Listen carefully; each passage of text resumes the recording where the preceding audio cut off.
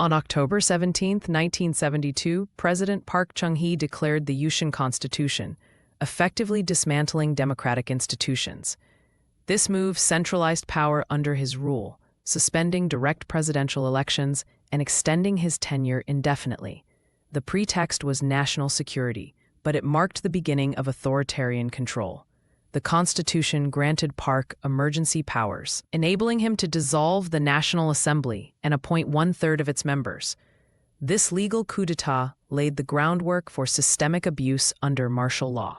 Under the Yushin system, martial law was imposed nationwide in 1972, justified as a measure against communist threats. Soldiers patrolled streets, enforcing curfews and random identity checks.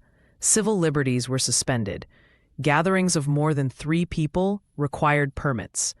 The military's presence became omnipresent, with checkpoints at major intersections. Over 50,000 alleged dissidents were arrested within the first year.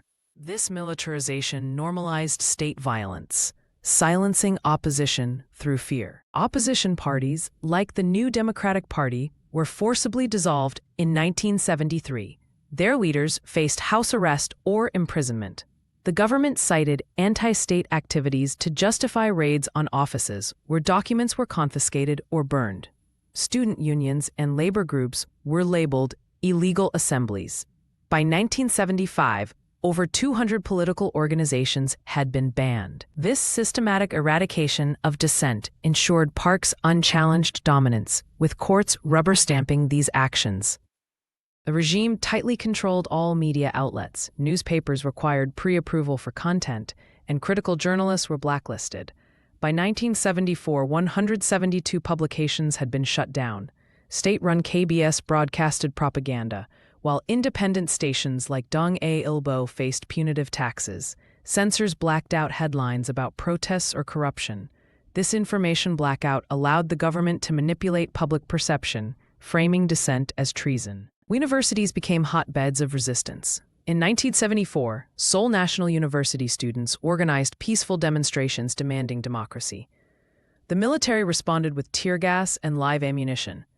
Over 1,200 students were arrested during the Mincheong movement. Many were expelled and drafted into the army as punishment. The infamous Blue House raid in 1975 saw activists tortured for allegedly plotting against Park. These crackdowns exposed the brutality of martial law. The KCIA operated secret detention centers like the Seoul Namsan Annex, where dissidents endured waterboarding, electrocution, and sleep deprivation. Poet Kim Chi-ha's 1974 case revealed how prisoners were hung from ceilings and beaten. Over 80% of detainees reported torture, though few dared testify. The U.S. State Department later declassified documents confirming these abuses. These methods aimed not just to punish, but to terrorize the populace into submission. Show trials became tools of repression. In 1975, the People's Revolutionary Party incident saw 8 activists executed after a 90-minute trial with no defense witnesses. Judges read verdicts prepared in advance. The government claimed the accused planned to overthrow the state, but later investigations proved the evidence was fabricated. These kangaroo courts demonstrated how martial law perverted justice to eliminate perceived threats. Martial law enabled forced labor for Park's New Village movement. Peasants and students were conscripted to build roads and factories under armed supervision. Wages were withheld, and dissenters faced beatings. Chaebols like Hyundai benefited from this cheap labor while donating to Park's regime. GDP grew, but inequality soared. Workers' share of national income dropped from 60% to 40% by 1979. This exploitation revealed martial law's role in corporate-military collusion.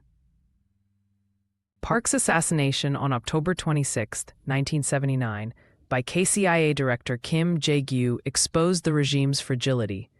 Kim later testified that he acted to end the dictatorship. The murder occurred during a private dinner, with Park shot multiple times. The public learned of his death only after a media blackout. This abrupt end to the Yushin era triggered mass protests, forcing the military to declare temporary democracy before another coup in 1980. The Yushin system's trauma lingers. Former prisoners report lifelong PTSD, and many victims remain uncompensated. Declassified files confirm U.S. complicity in supporting Park's regime.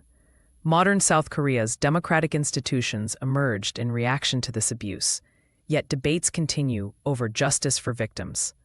The period serves as a cautionary tale about power consolidation, one still referenced in protests against authoritarian tendencies today.